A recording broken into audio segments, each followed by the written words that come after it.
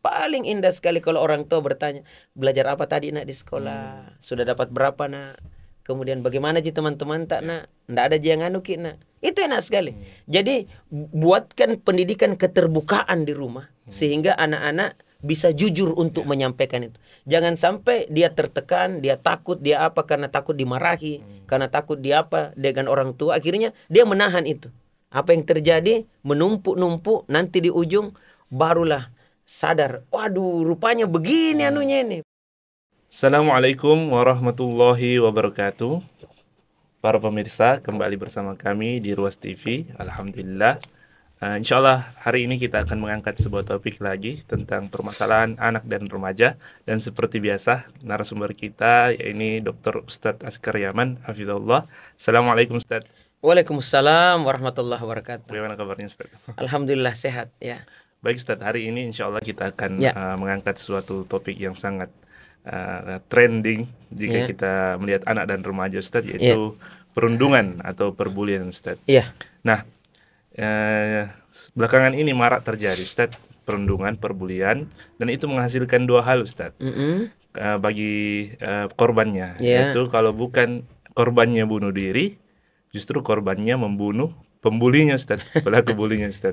Nah, sebenarnya sampai manakah batas yang disebut pembulian ini Ustaz? Baik. Bismillahirrahmanirrahim. Assalamualaikum warahmatullahi wabarakatuh. Alhamdulillah wassalatu wassalamu ala Rasulillah wa ala alihi wa ashabihi ajmain, amma ba'd. Alhamdulillah, para pemirsa Ruas TV rahimakumullah. Tema yang diangkat pada kesempatan kali ini adalah menyangkut tentang bullying atau perundungan. Dan tentunya ini adalah merupakan tema yang cukup penting bagi kita sebagai orang tua dan tentunya juga sebagai pendidik ya, di mana kita menginginkan sebenarnya anak-anak kita itu tumbuh kembang dengan baik. Mereka dapat menimba ilmu pengetahuan untuk masa depan mereka. Karena kita tahu anak-anak kita kan generasi yang akan menjadi pengganti kita sebagai orang tua, dan nantinya juga mereka akan jadi orang tua. Termasuk mereka juga akan membangun bangsa dan negara ini. Sehingga kita harapkan generasi yang tumbuh ini adalah generasi yang tumbuh dengan baik, berkembang dengan baik. Nah, yang jadi masalah besar adalah di saat anak-anak itu masih di rumah, masih kecil ya, itu kan masih dalam pengawasan kita. Tapi kan tidak selamanya anak-anak itu di rumah. Dia harus keluar dari rumah untuk bersosialisasi. Karena dia adalah merupakan makhluk sosial yang tidak bisa hidup kecuali dengan bantuan orang lain. Dan tidak selamanya juga bersama-sama dengan kita. Sehingga keluarlah dia. Harapan kita menyekolahkan dia agar supaya dia bisa menimba ilmu dengan baik. Namun yang banyak jadi kendala adalah harapan kita tidak sama dengan kenyataan. Mungkin sekolah sudah memfasilitasi dengan baik, ya. Namun teman-temannya atau lingkungannya lah yang terkadang menyebabkan anak-anak kita itu tidak bisa berkembang dengan baik, bertumbuh dengan baik. Salah satu di antara penyebab utamanya adalah karena faktor bullying tadi itu, ya. Misalnya dia mendapatkan perundungan, ya, perundungan. Dan yang mendapatkan bullying itu sebenarnya spesifik juga. Misalnya yang paling cantik, yang paling-paling ini yang biasa jadi perundungannya, paling jelek misalnya, paling tinggi, paling pendek, paling kurus, ya, paling gemuk, ya, paling pintar, ya, paling, ya gitulah. Itu yang biasanya. Artinya yang mendapatkan perundungan itu terkadang yang lemah. Atau dianggap sesuatu yang sangat spesifik yang tidak seperti dengan anak-anak yang lain. Sehingga dilakukanlah yang namanya perundungan itu. Dan perundungan ini ada banyak perundungan itu, Kak Indra. Di antaranya adalah ada dalam bentuk verbal. Ya, dalam bentuk kata-kata, ya. Dengan mengucapkan kata-kata yang tidak layak lah. Untuk tujuannya adalah untuk penghinaan. Atau tujuannya adalah untuk merendahkan. Nah, gitu ya. Baik dalam kata-kata kasar, kata-kata kotor dan seterusnya. Ada juga dalam bentuk non-verbal, ya. Seperti misalnya gerakan-gerakan tubuh, ya. Seperti menurunkan jari begini, ya. Di saat ada temannya menjawab soal atau ada temannya kalah dalam pertandingan futsal misalnya, itu diturunkanlah jari itu. Itu kan menyebabkan orang emosi, ya, mendapatkan itu. Padahal itu kan cuma gerakan. Tapi itu identik dengan merendahkan orang lain. Mengeluarkan lidah. Mengeluarkan lidah, ya, menurunkan mata satu begini, ya, atau memperlihatkan bokong misalnya. Itu kan macam-macam lah. Itu namanya non verbal. Ada juga dalam bentuk fisik. Apakah memukul, ya, menjambak, menarik, ya, mensleding temannya, gitu ya. Atau itu kan tujuannya juga adalah untuk bukan hanya merendahkan tapi juga untuk menyakiti, ya. Ada juga non fisik, macam-macam lah itu jenis-jenis perundungan. Bahkan lebih berkembang sekarang ini karena ada namanya media sosial.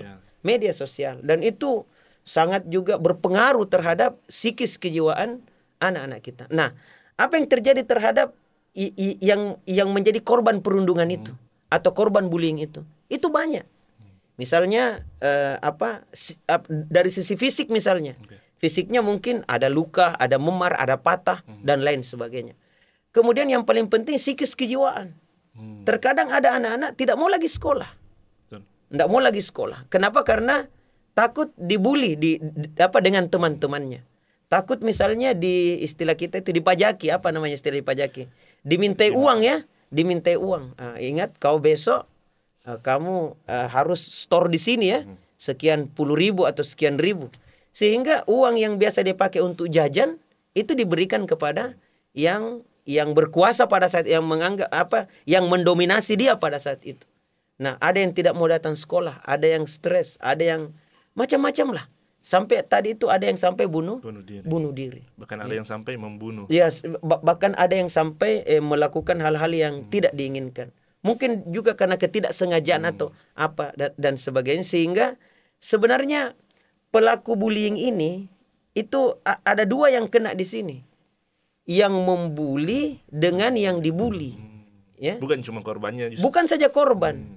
Ya, yang membuli juga ini, ya. Kenapa sampai dia menjadi pembuli? Ya. Itu kan juga ada sebabnya. Jadi anak-anak tidak serta-merta seperti begitu.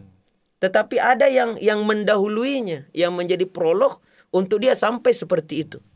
Di antara penyebab, makanya yang perlu untuk kita lakukan kuratif, pengobatan itu dua-dua. Bukan hanya yang dibuli, tetapi juga yang menjadi pembuli. Yang membuli justru Ustaz juga termasuk kelemahannya. Iya. Bukan cuma yang dibuli yang lemah. Iya. Jadi terkadang si pembuli ini itu juga korban bulian dulu. Ya, jadi dia korban bulian dulu. Masih ingat ya waktu kita di kampus dulu? Ada namanya ospek, ya. Ya. Di mana kita sebagai junior itu ya diapalah dengan senior kita. Nah, setelah kita jadi senior tahun depan, apa yang kita lakukan? Akan begitu juga. Kan gitu. Itu. Boleh jadi dia karena dia korban bulian. Jadi dia sebenarnya korban juga. Nah, penyebab kedua adalah karena apalagi tindakan yang dilakukan di rumahnya. Ya, orang tua berkata-kata kasar, berkata-kata tidak baik, atau selalu main tangan, main fisik misalnya, memukul, menendang dan lain sebagainya. Terkadang itulah yang dicontoh oleh anak. Makanya harus memang kita perbaiki semuanya ini, karena mereka juga ini kan generasi kita ke depan ini. Ya, yang membuli kita harapkan tidak jadi pembuli, yang dibuli juga bisa juga diobati berbagai macam efek samping daripada bulian itu. Yang berikutnya adalah dari tontonannya. Tontonannya, ya. Nah, biasanya anak-anak itu mudah sekali mencontoh dari apa yang dia lihat. Apalagi dalam salah satu teori itu, Ustaz, bahwa anak-anak itu mudah sekali belajar lewat anggota tubuhnya, panca inderanya. 75%-nya itu lewat penglihatan. Kalau pendengaran itu cuma 13%. Anggota tubuh yang lain 12%. Jadi apa yang dia tonton, ya, game-game apa, biasanya itu langsung dia tirukan, langsung dia contoh. Ya, jadi pengadaptasi yang baik itu adalah anak-anak sebenarnya. Ditambah lagi dengan adanya keinginan untuk mendominasi temannya. Ya, mendominasi seakan-akan dia adalah merupakan rajanya tempat itu, penguasanya tempat itu, dan seterusnya. Dan yang dibuli itu terkadang sangat lemah. Ya, orang-orang yang lemah yang ada di sekitar lingkungannya itu. Kalau di sekolah ya di sekitar lingkungan sekolah, atau di kelasnya di sekitar kelasnya itu.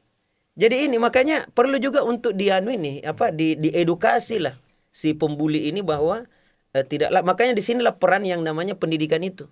Peran orang tua, ya, dan peran guru. Peran juga dari pihak sekolah dan juga peran dari masyarakat yang ada di sekitar. Masyarakat juga penting ini. Kenapa? Karena biasanya Ada anak-anak dibully di pinggir jalan, masyarakat cuma lihat-lihat saja. Dianggap itu hal yang biasa-biasa. Padahal alangkah bagusnya kalau dia cegah bulian itu. Ya, cegah bulian itu supaya dia juga tahu bahwa tidak boleh kita menganiaya orang lain atau menzolimi orang lain dan seterusnya. Nah, ini juga kepada yang dibully ya. Ini juga butuh untuk pendampingan yang panjang ini untuk yang dibully ya. Kerjasama juga dengan orang tua, ditambah lagi dengan guru di sekolah untuk trauma-traumanya itu, trauma daripada efek bulian itu, itu yang perlu untuk kita waspadai. Saya pikir itu. Nah, Ya. Ustaz. Nah, tadi sempat dikatakan bahwa anak-anak ini pasti, kalau tidak salah Ustaz, pasti terjadi ya di fase anak-anak dan remaja ini. Iya. Namun sebenarnya bagaimana batasnya Ustaz? Sampai harus kita turun tangan terhadap kasus seperti ini. Karena kami sebagai anak-anak dulu Ustaz, kadang juga memaklumi misalnya ada teman yang agak nakal dan lain-lain Ustaz. Kapan kami harus bertindak Ustaz? Iya, sebenarnya dalam sisi sosial itu kan anak-anak penting yang namanya sosialisasi dengan teman-temannya, sehingga dia kenal karakter temannya, dia tahu temannya dan seterusnya. Sepanjang itu masih berupa apalagi namanya pertemanan dan lain sebagainya, maka itu hal yang wajar. Yang tidak wajar itu adalah jikalau sampai kepada fisik, ya, sampai memukul, menendang dan lain sebagainya. Artinya dia tersolimi, teraniaya di situ ya. Atau dengan ungkapan-ungkapan kata, umpatan, celaan, hardikan, cacian, makian dan lain sebagainya. Itu yang perlu untuk kita jaga. Makanya di sini sebenarnya kalau dikatakan batasan itu sangat sulit sekali dibatasi itu, sebab tergantung juga dari anaknya. Kekuatan mental. Ya, kekuatan mental anaknya. Ada juga kan anak-anak sudah dibegitukan, tetapi dia anggap itu biasa-biasa saja, ya. Tetapi ada anak juga yang baru satu kali kena sentilan, langsung dia katakan, aduh, saya kena mental, ya. Saya tidak bisa hidup di lingkungan ini, saya harus fit. Misalnya begitu. Nah, ini yang perlu juga untuk kita bina bahwa ya biasalah itu yang namanya orang berteman, biasalah selalu akan saling ada gesekan, ya. Ada sesuatu hal yang mungkin kita tidak enak, ya begitulah. Bagaimana kita bisa bersabar? Maka di sini pentingnya edukasi dari orang tua sebenarnya. Begitu pula dari pendidiknya, guru-gurunya ya, untuk menyampaikan batasan-batasan. Ada yang namanya hak kita dan ada yang namanya kewajiban kita. Ada hal-hal yang memang pantas untuk kita ucapkan dan ada hal-hal yang tidak pantas untuk kita ucapkan. Maka membuat aturan-aturan atau menyampaikan edukasi seperti ini minimal menjadi pelajaran untuk anak-anak, itu juga bisa menjadi bemper sehingga dia tidak melakukan kezoliman kepada temannya.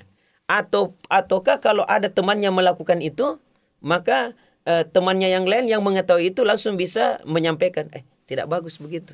Masa kita teman kita, ya. Kata-kata kita juga kalau kita disampaikan begitu bagaimana? Maka semangat yang seperti inilah yang kita inginkan, ya. Semangat untuk bagaimana mencegah. Kalau dalam kaidah agama kan amar ma'ruf nahi mungkar, mengajak kepada kebaikan, mencegah kepada kemungkaran. Itu kalau sudah begini anak-anak kita, itu sudah luar biasa itu.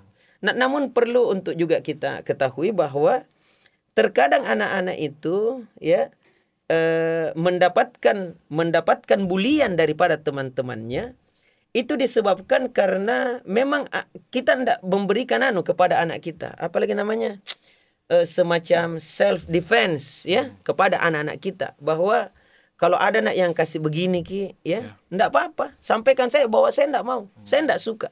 Atau sampaikan saya akan lapor ke guru misalnya. Bekal penyampaian kepada anak-anak kita, karena kita tidak bisa jaga juga anaknya orang. Ya, betul.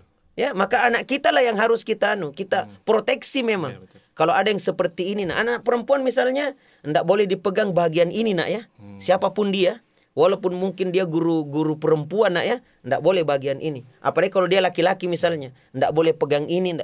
Jadi kita memang sampaikan itu, edukasi kepadanya, sehingga anak-anak kita memang ada semacam pengetahuan awal bahwa ada memang sesuatu yang tidak boleh tersentuh, ya. Ada kata-kata yang tidak boleh untuk diucapkan misalnya. Ada tindakan-tindakan yang tidak layak dan tidak pantas, sehingga anak kita juga terlindung untuk tidak melakukan itu. Dan kalau ada orang melakukan itu, dia cepat untuk melakukan proteksi semacam itu. Nah, ini yang kadang lupa bagi orang tua. Iya, ini yang terkadang luput ya. Luput. Pada saat anak sudah mulai masuk bersekolah, langsung saya disekolahkan. Langsung saya disekolahkan, tidak diedukasi bahwa ada hal-hal yang ada hal-hal yang memang jadi private ya, sesuatu yang memang pribadi, dan ada hal-hal yang memang ya sudah layaknya seperti orang yang di kondisi sosial yang ada. Ditambah lagi dengan guru. Jadi guru itu bukan hanya sekedar mengajar saja. Bukan hanya sekedar transfer ilmu saja. Tetapi juga dia lihat kondisi di kelas. Kan di kelas itu biasalah kalau ada temannya bertanya, itu kan muncul ya. Ini kata-kata nonverbal loh. So apa namanya? So pintar. Kan gitu. Maka guru langsung harus meluruskan. Tidak membiarkan itu. Ataukah misalnya mereka diajarkan untuk kerja kelompok misalnya. Kita lihat di situ tingkah lakunya. Ada kan terkadang membuli, menyembunyikan pulpen temannya atau apa semuanya. Nah, di situ kesempatan untuk kita memberikan edukasi. Jadi semakin banyak pengetahuan anak tentang hal-hal yang menyangkut tentang kondisi yang ada di sekitarnya, maka itu juga yang memberikan pemahaman kepadanya untuk tidak melakukan yang namanya bullying itu. Dan ada keinginan daripada anak-anak yang dibully misalnya untuk terus terang. Karena biasanya kan takut. Awas ya kalau kau sampaikan. Padahal ini kan sudah intimidasi. Sudah sesuatu hal yang tidak pantas dan tidak layak. Sekali lagi jamaah sekalian, ini materi tentang bullying ini penting sekali sebenarnya. Karena mereka ini generasi masa depan kita, harapan kita. Kenapa sampai dia terhenti kesian belajar, sekolah, atau trauma ya, untuk tidak melakukan lagi coba untuk melanjutkan pendidikan. Itu disebabkan karena bullying. Padahal harapan kita itu sangat-sangat tinggi sekali. Apalagi kalau sampai kepada bunuh diri tadi itu. Apalagi kalau sampai dia menzolimi juga temannya yang lain. Apalagi kalau dia sampai membuli lagi adik-adik kelasnya yang lain. Gitu. Ustaz.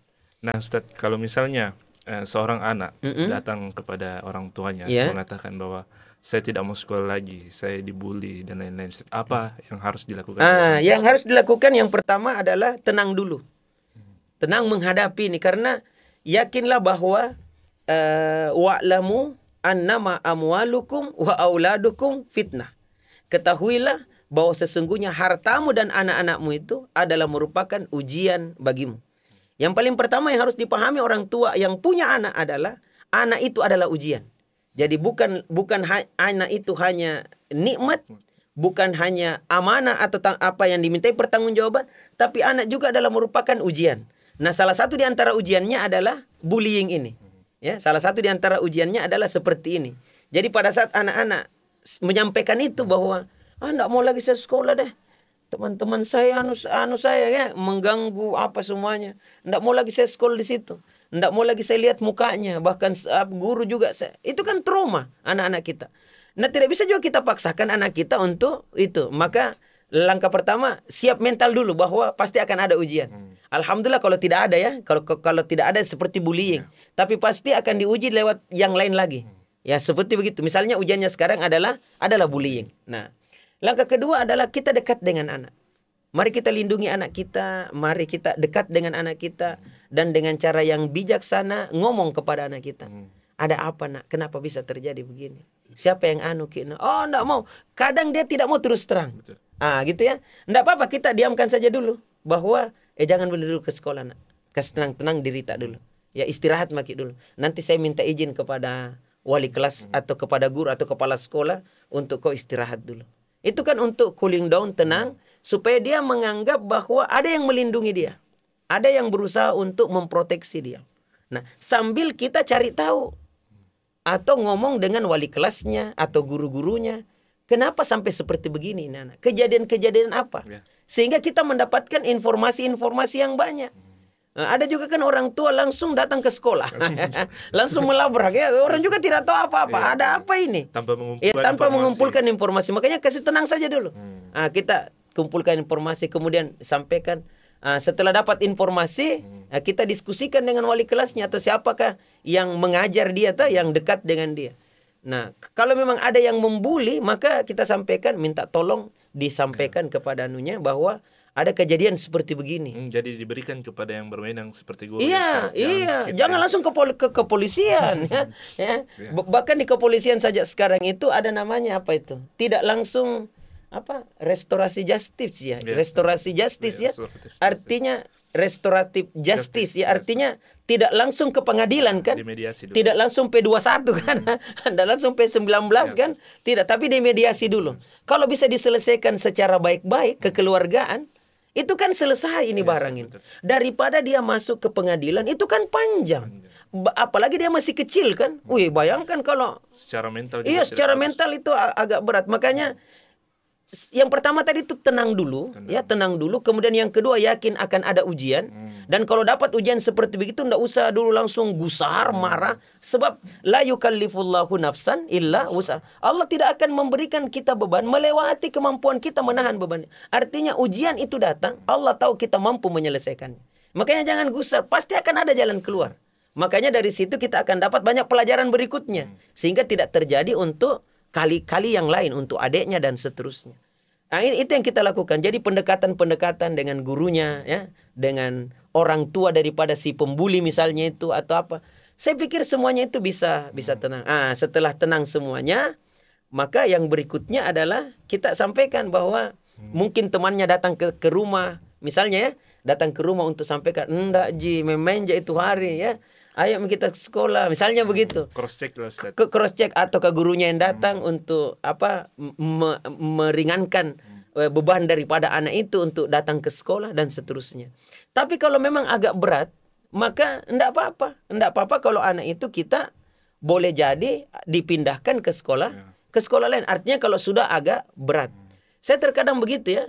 Saya terkadang bilang dengan orang tua bahwa anak kita ini bagus tumbuh kembangnya di sekolah. Cuma mungkin medianya yang tidak cocok. Betul-betul. Ya, medianya yang tidak cocok. Sama dengan tumbuhan. Tumbuhan itu nanti tumbuh subur kalau medianya bagus, tanahnya gembur. Tanahnya memang cocok untuk tanaman itu. Ya. Bayangkan kita tanam alpokat di gurun pasir. Itu kan tidak tumbuh itu. Apa yang ditanam di gurun pasir, kaktus misalnya, itu kan tumbuh itu. Artinya medianya cocok untuk itu. Ya. Tanam jagung misalnya di tempat-tempat yang tidak layak misalnya ya. Itu tanam singkong misalnya di tanah bergambut misalnya. Itu kan susah tumbuhnya gitu. Jadi carilah tempat yang bisa tumbuh subur tanaman itu. Jadi boleh jadi di sekolah ini mungkin tidak cocok lingkungannya. Boleh jadi pada saat dia dipindahkan ke sekolah yang lain itu cocok lingkungannya. Iya, orang tua harus pintar-pintar. Harus pintar-pintar memang. Jadi ya Allah ya Rabbi, itulah ujian ya, ujian dari Allah, dan itulah kesempatan kita untuk banyak belajar dan belajar terus. Apa yang selama ini kita dapatkan kan dari orang tua kita dulu. Maka sekarang ini sudah mulailah kita meningkatlah cara kita dalam mendidik anak-anak kita. Jadi itu yang dilakukan Ustaz. Yang kita selamatkan siapa di sini? Sang anak ini. Kemudian yang kedua yang kita selamatkan adalah si pembuli ini, supaya dia tidak lagi melakukan hal tersebut. Ya. Nah Ustadz, itu tadi dari pihak orang tua yang dibully Ustadz. Ya. Nah bagaimana jika misalnya datang surat kepada orang tua yang mengatakan bahwa anaknya membuli Ustadz. Bagaimana respon orang tua Ustadz? Begitu juga sama ya, pada saat ada informasi bahwa anak kita. Jadi begini, sebenarnya yang paling penting itu di rumah dulu, edukasi di rumah. Kita sampaikan kepada anak-anak kita. Nah, ya, selain tadi itu ya, bahwa kalau ada yang begini maka yang tapi kita sampaikan juga, enggak boleh nak ya, jangan sampai kita memukul teman kita, ya, menghina teman kita, menempeleng, menendak dan lain sebagainya. Kemudian jangan ambil barang-barang teman tak. Dari rumah memang disampaikan itu. Nah kalau itu sudah tersampaikan apa semuanya, tiba-tiba ada datang surat, ya, jangan langsung jangan langsung bereaksi. Ya tenang aja dulu. Ya kita panggil baik-baik. Ada apa ini nak? Saya lihat ada surat ini datang, ya. Kok bisa ini, ya? Pasti anak-anak mengelak. Pasti anak-anak mencari alasan-alasan, bahkan mencari kambing hitam kan begitu. Enggak apa-apa nak, ya. Kalau memang tidak ada apa-apa, tapi Umi dengan Abi dipanggil dengan guru loh di sekolah. Maka enggak apa-apa ya saya datang ke sekolah untuk mengklarifikasi. Tapi jujur dulu, apa betul atau tidak. Kita sampaikan itu. Kemudian kalau memang datang kita dapatkan informasi lagi dari anunya, maka kita sampaikan juga kepada, oh rupanya kejadiannya seperti begini ya. Katanya enggak begitu, tapi kenyataannya seperti begini. Itu ada temanmu yang Maka kerjasama yang baik. Yang paling penting adalah bagaimana kita menyelamatkan semuanya. Anak kita terselamatkan, itu juga terselamatkan, yang dibully juga terselamatkan. Anak kita berhenti daripada buliannya, dan juga selamat juga yang akan menjadi calon-calon bulian itu ndak terjadi hal yang kita tidak inginkan. Jangan langsung menempeleng anak, memukul anak. Kan begitu, kan biasa begitu orang tua ya. Biasa pada saat mendapatkan seperti itu, artinya kesalahan yang dilakukan oleh anak, tapi informasi dari luar, kita langsung mengeksekusi. Padahal belum tentu. Karena ingat, siklus bullying itu ada panjang. Jadi sebenarnya ada 5 unsur di situ, Ustaz. 5 ya, Ustaz. Di pembulian itu. Yang pertama pelaku. Yang kedua ada asistennya.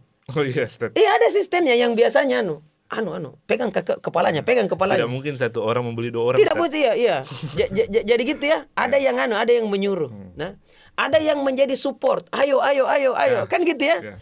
Kemudian ada mungkin yang membela yang dibully. Betul. Tetapi dia juga mendapatkan intimidasi. Awas kalau kau dekat-dekat juga, saya kau juga itu. Kan begitu. Betul, ada juga yang sambil lalu saja, yang tidak mau masa bodoh.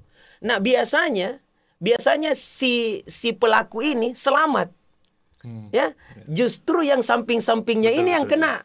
Gitu ya. Jadi jangan sampai anak kita justru bukan pelakunya, hanya cuman ikut-ikutan, hanya cuma mensupport atau mungkin hadir di tempat itu. Jadi jangan dulu langsung kita memberikan hal-hal yang mengeksekusi anak kita, padahal belum tentu langsung bereaksi. Makanya dikatakan ya ayyuhallazina amanu in ja'akum fasikum binaba'in fatabayyan antusibu qauman bijahala fatusbihu ala ma fa'altum nadimin. Wahai orang-orang beriman, ya, jika datang orang fasik membawa kabar berita kepada kamu, periksa dengan teliti berita itu, agar supaya engkau tidak menimpakan musibah kepada satu kaum tanpa mengetahui keadaannya, akibatnya engkau menyesal.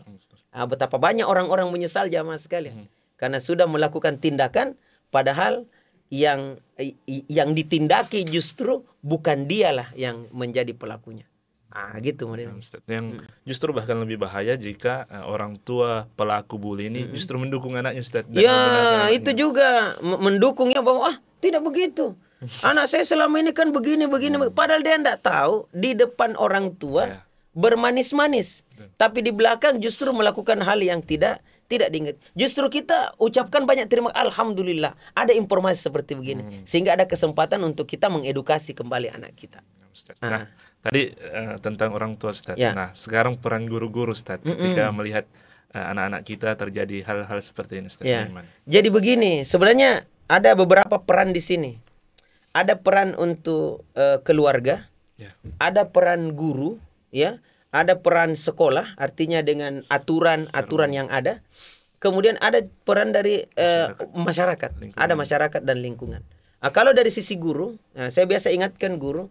Biasa juga guru itu tanpa dia sadari membuli siswanya. Tanpa dia sadari. Apakah dalam bentuk verbal atau non verbal. Contohnya begini, Ustaz.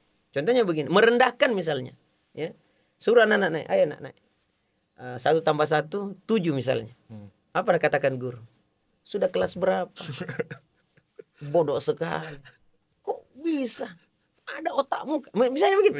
Ini kan bullying yang tanpa sadar guru-guru. Padahal anak-anak itu datang, namanya belajar kan dari tidak tahu menjadi tahu.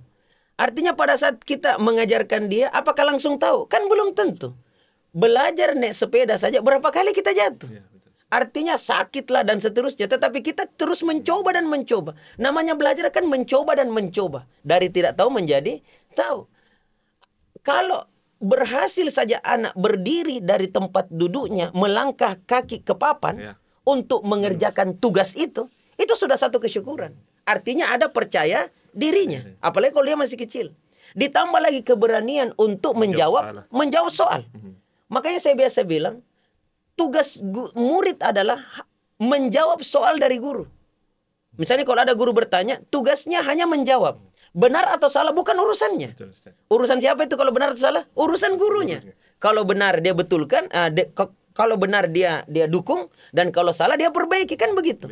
Kan kami datang dalam kondisi tidak andaikan saya sudah tahu memang, ngapain saya datang ke sekolah? Kan gitu modelnya. Cuman terkadang guru tidak sabar. Akhirnya keluarlah kata-kata, padahal harusnya guru harus bersikap bersikap yang baik gitu. Karena digugu dan ditiru. Nah itu ya, dengan ungkapan kata-kata yang tidak pantas dan tidak layak, atau memberikan komentar-komentar yang tidak bagus gitu. Seperti misalnya anak-anak ya, terutama yang masih kecil ya, di sinilah pentingnya juga guru-guru itu ngerti psikologi anak.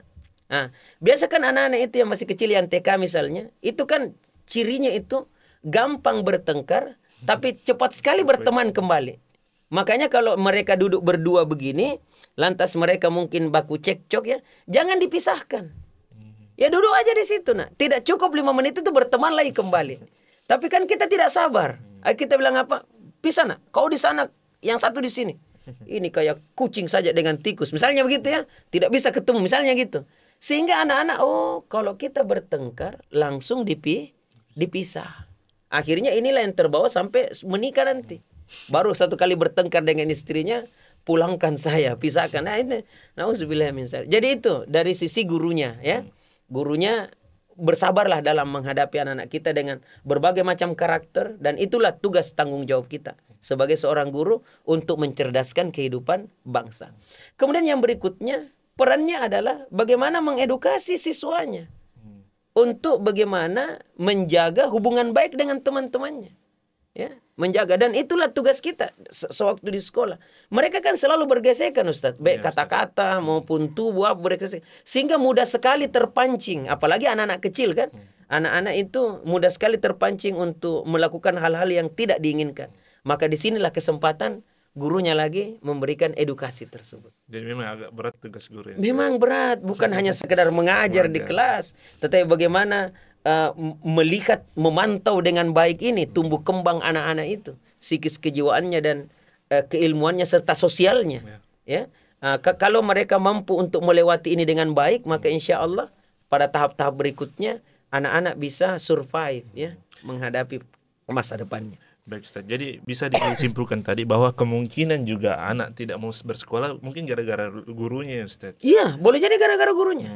Boleh jadi gara-gara gurunya yang dia mendapatkan mungkin, karena anak-anak beda-beda dia punya kemampuan untuk menahan itu ya.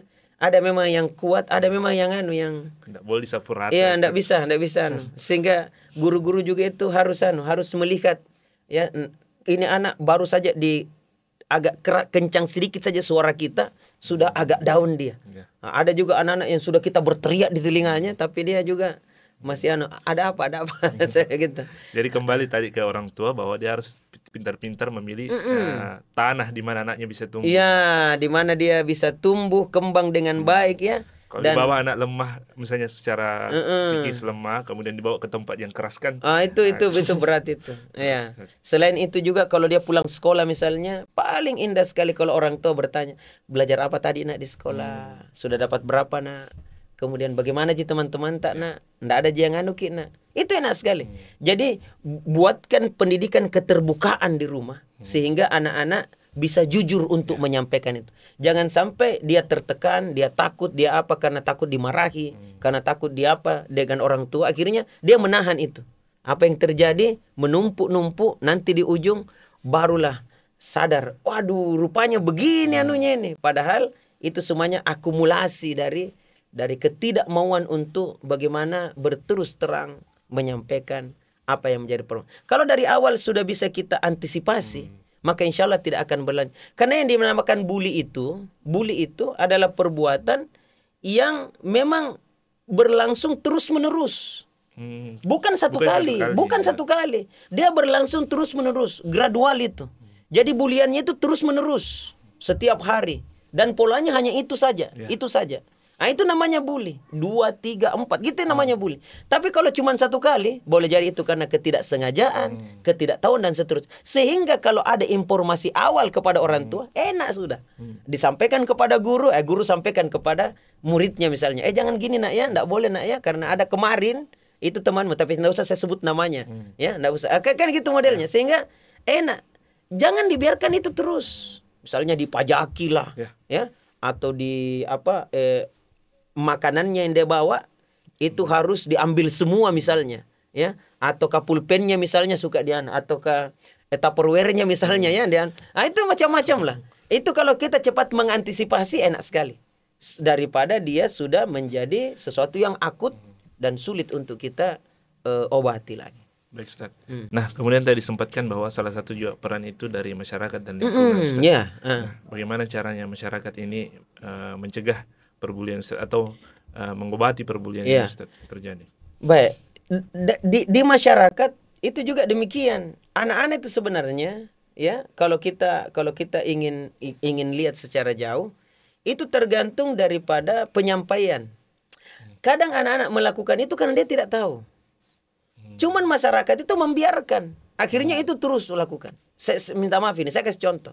Misalnya ada anak sekolah itu merokok. Kan biasanya masyarakat membiarkan saja itu. Sehingga dia tidak tahu, ini benar mungkin ini. Kan gitu ya. Kan mereka belajar itu, takut-takut juga. Nah, pada saat ada yang seperti itu, lantas ada masyarakat yang yang apa lagi namanya? Yang menyampaikan, nak, kenapa anak sekolah merokok di sini? Saya panggil gurumu itu. Sehingga anak-anak, enggak bisa. Sehingga pada saat ketemu lagi dengan bapak itu, pasti dia akan sembunyi ke rokoknya dan lain sebagainya. Yang biasa bolos misalnya, ada apa ini? Kenapa bolos? Masyarakat kita ini, Masya Allah, ada beberapa tempat itu anak-anak tawuran. Siapa yang pisahkan itu tawuran? Emak-emak. Dia buru pakai sapu, kurang ajar kau semua, pergi sekolah, atau dia siram pakai air misalnya gitu. Itu kan luar biasa itu masyarakat kita. Bukan hanya ditonton saja. Sebab kalau ini dibiarkan, bisa-bisa batu itu melayang sampai ke rumah warga. Ya, bisa kacau, bisa. Tapi coba kalau masyarakat ikut serta misalnya, ikut serta untuk melerai. Dan ini kan generasi kita, ada apa gerangan dengan mereka? Boleh jadi di sekolah sudah diajarkan apa semuanya, tetapi kan berkubu dan lain sebagainya. Maka masyarakat kalau ikut serta di situ, wah bagus itu. Untuk bukan ikut serta untuk lebih memperparah, tidak. Tapi bagaimana memisahkan mereka. Apalagi anak-anak biasanya kalau emak-emak sudah turun kan, wah takut sekali tuh ya. Lebih takut daripada polisi yang turun misalnya begitu. Jadi mari istilahnya itu, mari kita jaga baik-baik anak-anak kita. Mari kita jaga baik-baik lingkungan kita. Kalau ada gejala-gejala yang sudah mengarah kepada rusaknya tatanan sosial, maka mari serta-merta kita apa lagi namanya? Ikut serta untuk memperbaikinya. Ya, misalnya ada anak muda kumpul-kumpul kemudian minum minuman keras, harus kita larang itu. Harus kita cegah, enggak boleh nak, enggak boleh di sini. Di sini ada dekat masjid, apalagi masyarakat di sini berpendidikan. Enggak boleh, enggak ada yang seperti gini. Kalau kau tidak mau ya terpaksa kita panggil polisi atau kita panggil orang tuanya misalnya. Yang lain narkoba misalnya. Itu kalau peran masyarakat ada untuk menjaga lingkungannya, aman kita punya anak-anak kita. Aman ya. Termasuk bulian-bulian itu. Kalau misalnya mulai ada yang membuli, kata-kata nak tidak boleh. Enggak boleh begitu nak, menendang teman tanah enggak boleh. Sehingga anak-anak tahu ada yang boleh, ada yang tidak boleh. Ada yang pantas, ada yang tidak pantas. Jadi lingkaran ini harus utuh, Ustaz. Ya, bukan hanya orang tua, bukan hanya guru saja, sekolah, tetapi juga adalah lingkungan. Semua harus berperan. Semua harus berperan. Dan polisi, tentara itu kan jumlahnya tidak sebanyak masyarakat kita. Maka kalau masing-masing masyarakat itu menjaga keluarganya, menjaga siswanya, anak-anak juga menjaga dirinya untuk tidak sampai kepada melakukan hal-hal yang dilarang, maka insya Allah anak-anak kita ini bisa tumbuh kembang dengan baik semuanya. Dan inilah yang kita harapkan. Sebenarnya dalam Islam itu luar biasa sekali. Sudah memberikan kepada kita acuan-acuan sebenarnya. Allah berfirman, innamal mu'minuna ikhwa misalnya. Hanyalah orang-orang beriman itu adalah bersaudara. Nah, orang yang bersaudara itu kan selalu ketemu ya. Biasanya orang ketemu ada bagusnya, ada tidak bagusnya. Maka terkadang apa yang menyebabkan konflik itu terjadi mungkin karena perbedaan status, perbedaan kekayaan, perbedaan ini banyak sekali berbeda. Namanya orang manusia itu kan pasti berbeda satu dengan yang lain. Maka karena adanya perbedaan tidak menyebabkan kita saling membuli saudara kita, membuli teman-teman kita. Justru perbedaan itu bisa saling menguatkan. Saya lemah di sini, Anda kuat di sana, maka mari kita gabung. Kita berkolaborasi, kita bersinergi. Kan gitu. Bukan saling merendahkan satu dengan yang lain. Makanya dalam Islam itu untuk tidak terjadi bullying ini, yang pertama adalah jangan kita memperolok-olok orang. Ya ayyuhallazina amanu la yaskhar qaumun min qaumin asa ayakunu khairan minkum. Memperolok-olok. Penyebab bullying itu terjadi karena kita memperolok-olok. Ini kan secara verbal, ya, memperolok-olok sukunya orang, pekerjaannya orang tuanya orang, atau memperolok-olok bentuk fisiknya orang dan seterusnya. Ini tidak boleh. Nah, yang kedua adalah jangan mencelah. Yang ketiga, jangan memanggil dengan sebutan-sebutan yang buruk. Nah, ini kan semuanya jenis-jenis bulian ini. Yang diantisipasi. Sebab kalau ini muncul, ingin keluar, inilah yang bisa meretakkan hubungan. Menyebabkan berpecah. Nah, termasuk memanggil dengan sebutan-sebutan yang buruk. Atau mencari-cari kesalahan orang lain. Ya, ataukah menyebarkan informasi yang salah misalnya kepada orang lain. Luar biasa ajaran Islam ini mengajarkan kepada kita tentang itu. Ditambah lagi, jangan kita la yazlimuhu, jangan kau zolimi orang. Jangan kau biarkan, jangan kau rendahkan. Nah, itu kan begitu. Dilarang kita juga itu untuk dengki kepada saudara kita. La tahasadu, wala tanajashu, wala tabagadu, wala tadabaru. Panjangnya itu. Ya, jangan kalian saling hasad atau dengki. Jangan kalian saling jual beli dengan cara yang menipu saudaramu. Jangan kalian belakang membelakangi misalnya. Jangan kalian tidak baku aja omong satu dengan yang lain. Itu kan luar biasa ajaran Islam ini mengajarkan. Sehingga anak-anak kita juga kita ajarkan seperti itu. Jangan mencela, ya. Karena manusia itu berlebih kurang, ada kelebihan dan ada kekurangannya. Jangan memanggil dengan sebutan-sebutan yang buruk, ya. Jangan juga memperolok-olok temanmu. Mungkin dia dapat 0, tidak. Ajari dia, bantu dia. Jangan justru membuli dia. Luar biasa jamaah sekalian. Kalau seperti inilah yang orang tua ajarkan, guru-guru juga bagaimana mengajar siswanya dengan baik, insya Allah anak-anak kita dapat tumbuh kembang dengan baik dan mereka bisa menjadi generasi terbaik di masa yang akan datang tanpa ada trauma, ya. Ada trauma yang berkepanjangan, apalagi sampai kepada bunuh diri. Kesian ini, makanya perlu untuk dibantu anak-anak kita ataukah melakukan hal-hal yang tidak diharapkan seperti misalnya ikut juga membuli, ya, atau balas dendam. Karena mungkin kemarahan ataukah mungkin apa yang menyebabkan dia ingin membalas lagi kepada teman-temannya. Saya pikir itu, Ustaz. Jadi intinya, Ustaz, baik pelaku dengan korban ini yang kita inginkan dari hasil akhirnya itu adalah mereka sama-sama menjadi anak yang baik. Anak yang baik. Bukan justru kita ingin menghukum salah satu. Iya, menghukum kemudian meninggalkan dan menganggap tidak ada yang masa depanmu, Tidak. Dia juga punya masa depan. Dan dia melakukan itu juga boleh jadi karena ketidaktahuan, boleh jadi karena ikut-ikutan, boleh jadi karena banyak sekali unsur yang menyebabkannya. Sehingga yang diselamatkan dua-dua. Baik, Ustaz. Baik, Ustaz, mungkin karena kita alhamdulillah, ya, terima kasih banyak juga atas undangannya nih, ya. Ustaz. Jadi para pemirsa, insyaallah kita akan melanjutkan lagi pembahasan menariknya ke depan. Kita cukupkan taklim kita hari ini. Subhanakallahumma wa bihamdik, asyhadu an la ilaha illa anta, astaghfiruka wa atubu ilaik. Assalamualaikum warahmatullahi wabarakatuh.